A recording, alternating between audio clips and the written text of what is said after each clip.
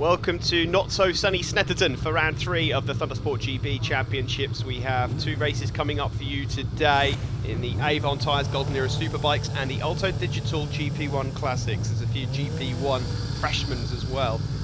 An overloaded, packed grid for the GP1, so you'll see a few of those dotted about. But in general, the Golden Era Superbikes, as you've seen in the last few years, some Kawasaki's out there, the Honda of Ryan Strafford, and now new for this year, the GP1 Classics for bikes that are slightly newer, and of course those R1s that come into play. And to everyone's surprise really, the racing has been mighty close and pretty even between all of them so far, so we should be in for a humdinger here at Snetterton. Away from the line we go. Coming into this weekend, Richie Thornton, number 71, who seems to have got away best here so far, had the championship lead in the Golden Era Superbikes from Ryan Strafford, number 57 there, with the Honda SP1. You can just see him in 3rd place. And in the GP1 Classic, Shane Pearson, who on your screen's number 35 is 2nd, was leading the GP1 Classics. So all the usual candidates, shall we say, are up in the right places. Number 121 there is Martin Stanier. Welcome back to Thundersport to him, of course, former Street Fighter champion. And just going through there as well on that red and yellow Suzuki is Andy Chalice, number 20, who of late has been coming on strong. But it's Thornton that has the early advantage. Of course, he was on borrowed machinery last time out and still won the race. I'd say he is the man to beat at present. Ryan Strafford had a fall yesterday. He's looking to try and pull things back together again and gain a bit more confidence on his Honda as he looks to fight for this championship. And he's putting a challenge here on Shane Pearson in the early stages. A few damp patches out on circuit here, we should just point out. It's pretty cold, as well as Stanier runs it incredibly wide on the exit of Murray's. Number 95, that is Jordan Watling from Mexborough, the JWR Kawasaki. But nice to see this full grid of retro machinery out there, and some very, very well presented bikes, especially that one of Shane Pearson's on that TWP Racing Yamaha. Of course, a former Golden Era Superbike champion himself, unlike the 2 men ahead of him. Ryan Strafford is a Thundersport champion, but in Street Fighter B, of course, a few years back. Richie Thornton, not yet got a Thundersport title to his name, although he is currently, of course, as I said, on top of the pile in this class. No John Dieterman, of course, the champion of the last 2 years in Golden Era Superbike, is trying to cut it in the 600s at the moment. I bet it won't be long before he'll be tempted into coming back to have a little play, as we see Martin Stanier there again. Of course, the great thing about the GP1 Classics coming in is that there are so many of those bikes available, the old GP1s, or the first GP1s, R1s that came into play from Yamaha, sitting around in garages doing nothing, and they're not going for an awful lot of gold either, so you can pick them up, get them in race trim, and away you go. I wouldn't mind betting that if you were to ask Thundersport Sid Nice, he's probably still got a few R1 fairings kicking around in the loft, although finding it would be another matter entirely. It is a mess up there, but further back there is the first of the GP1 freshman riders, Robert Smith. Of course, that's not a retro bike, that's a current BMW, but the rookie out there in this class. All riders at Thundersport get a race, even if you don't qualify for your main race. My goodness, Ryan Strafford on the exit of Chapman there. Well, that was a proper buckaroo as he exited. Ride them cowboy, Ryan Strafford, heart in mouth, and I imagine his gentleman parts might have taken a bit of a whack there as well. A proper tank slapper, and almost high side as he came out of Chapman. Further back there we see Brad Davey, but Ryan Strafford trying to keep the pace up with race leader Richie Thornton. Well, no wonder he's got Shane Pearson closing up on him again. That was a real moment there for Ryan Strafford. These 3 already breaking away from the rest of the field. There's Richie Howdle, Kevin Howdle, Mr. L'Oreal himself, and number 40, Michael Gover. Strafford already able to regroup. Shane Pearson not able to keep up with him. Further back there is Stanier, Chalice and Jordan Watling. Saw there Robert Smith already, the freshman rider. John Wright is out there also on his GP1 Classic machine, number 114. He's on a Suzuki, so that'll be the K1. There is number 1, Mark Biswell, on his Triumph Golden Era Superbike as well, just up ahead there of Kevin Howdle. Howdle's out there, classified as a GP1 Classic now. Of course, he spent last year as a solo Street Fighter rider. He just loves turning up and racing his bike, basically. At the moment, at the front of this race, then it is Thornton from Stratford. It just seems to be, oh dear, that's not gone very well for Jordan Watling, and he's in the middle of the circuit. Get away from there, Jordan.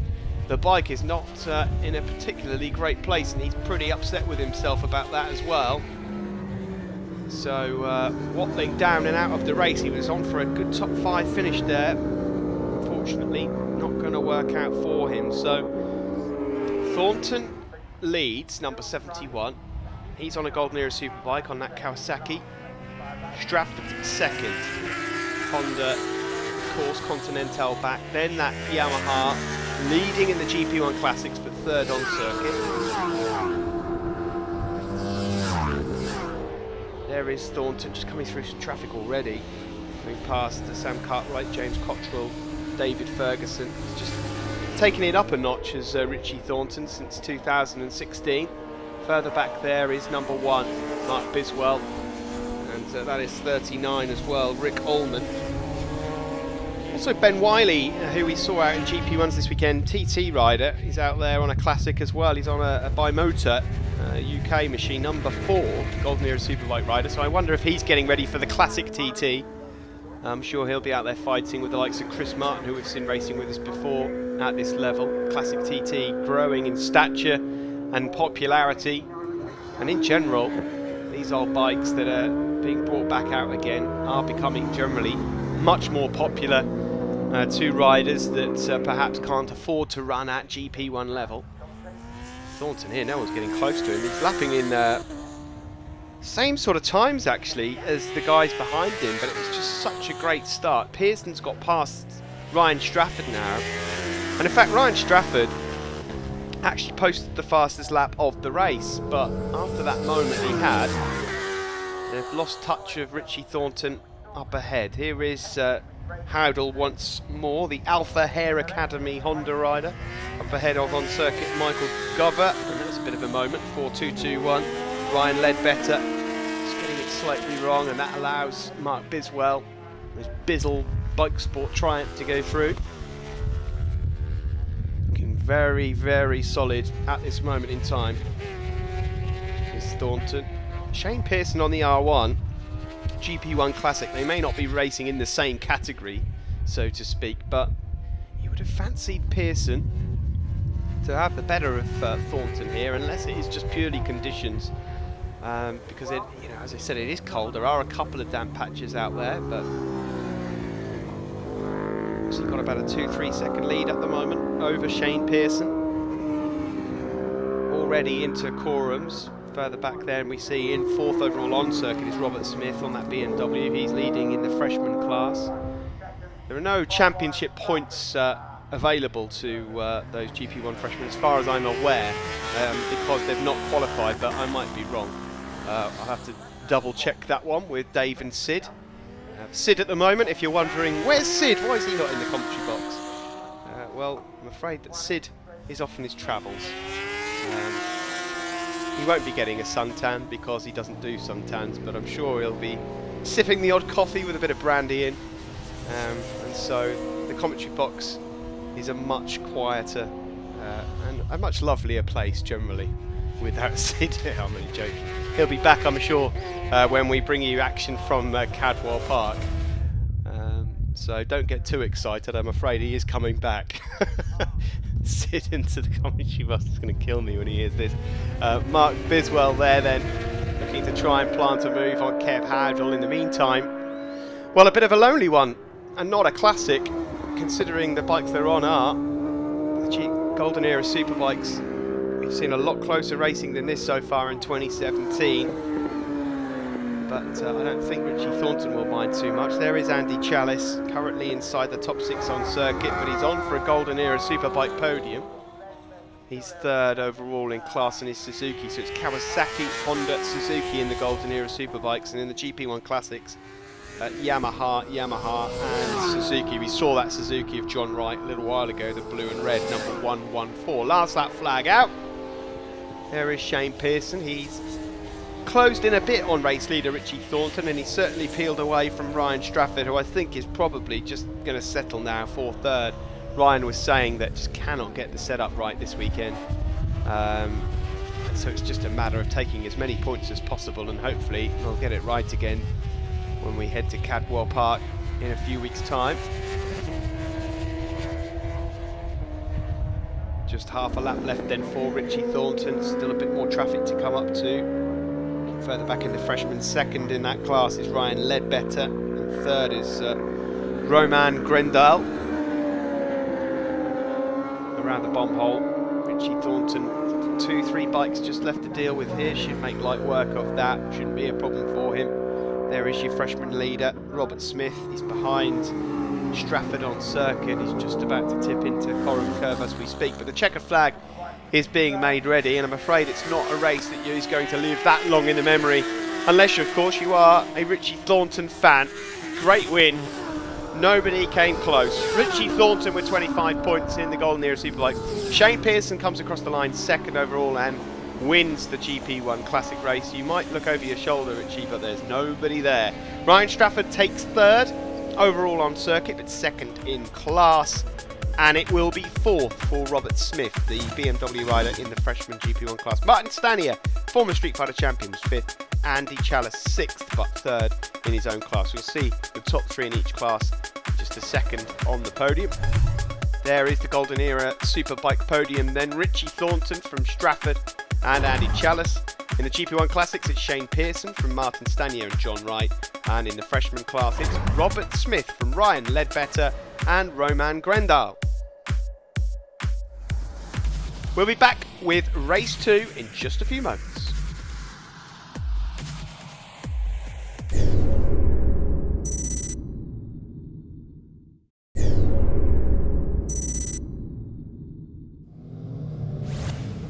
Time for race 2 in the Avon tyres, Golden Era Superbikes and the Alto Digital GP1 Classics. On pole is Shane Pearson, the GP1 Classic rider.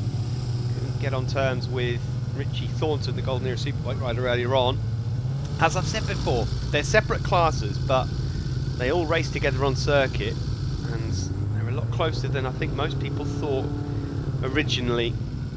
Once those R1s get set up properly, you'd have to say that they're probably the bike to be on in this class. They are the newer machines, of course, in comparison to the bikes that you see Thornton and Strafford on there. Strafford really got it lit up off the line there, number 57, and could have a good chance of leading into turn 1, and he does. Great stuff from Ryan Strafford then. He leads going into turn 1, and we'll be looking to try and bring Richie Thornton down a peg or two. Shane Pearson's there in second, Thornton in third, so he's going to have to fight up a few places. Thornton led very early on in race 1 and wasn't challenged at all. Jordan Watling resumes after his fall earlier on, meant that he didn't finish the race. You've also got Stanier there, 1-2-1, and Andy Chalice once more as well. GP1 freshman rider Robert Smith, 7.75, off to another decent start, but Strafford now leads at the moment. Good start for him into turn 1. This is exactly what he would have wanted to do in race 2. Bit of clear track. Can he put in the lap times? He had the fastest lap of the race, remember, in race 1, but a big moment cost him ultimately, and long term he couldn't sustain it. Oh, great move there. Richie Thornton up the inside of Shane Pearson. He runs it wide a bit on the exit, but Thornton is up another place. Further back there is John Wright, number 114. Those GP1 freshman bikes out there as well. There's a real mix here of big bikes from the early 90s all the way through to present day. Strafford on his Honda SP1 leads overall from Shane Pearson. There's a bit of a wide line in the background there for fourth place Martin Stanier, 1-2-1. Martin Stanier, another rider, much like those in front of him. Just chuck him on any bike really and he will deliver results for you. Further back there is 24. That is Daz Ball.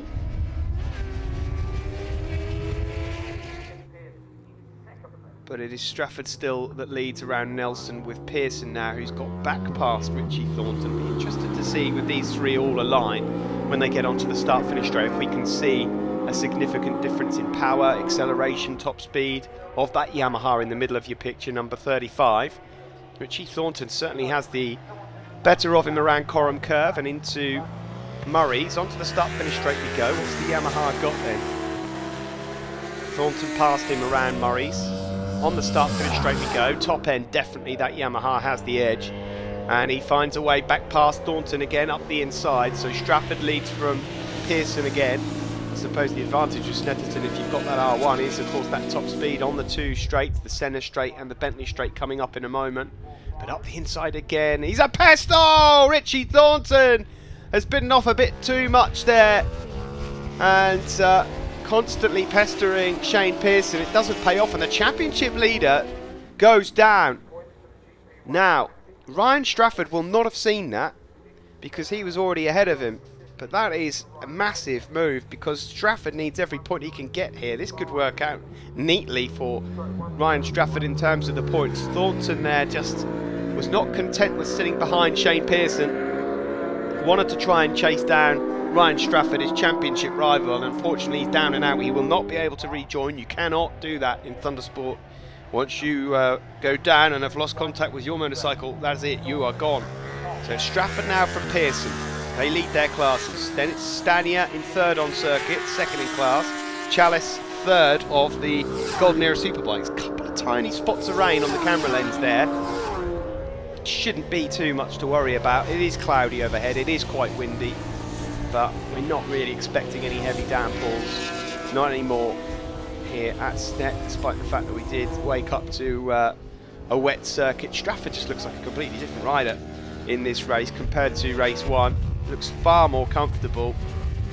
The circuit's been dry now for a few hours, and so he's down to the 14.6s. That's not too far away from John Dietman's old lap record, as we see a couple of real classic looking machines there, number 14 and number 10. 14 is Brad Davey, and number 10, nice to see Jason Dixon out there on that Yamaha.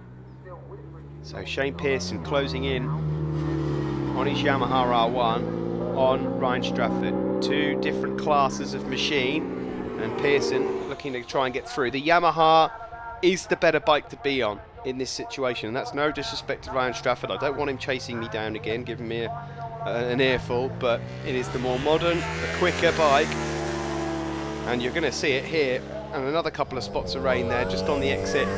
Look at the speed difference between the Yamaha and that Honda. But what Ryan Strafford is doing is he's carrying an awful lot of corner speed. Let's see what he can do now. This will be interesting because I would imagine that Ryan's got a pit board.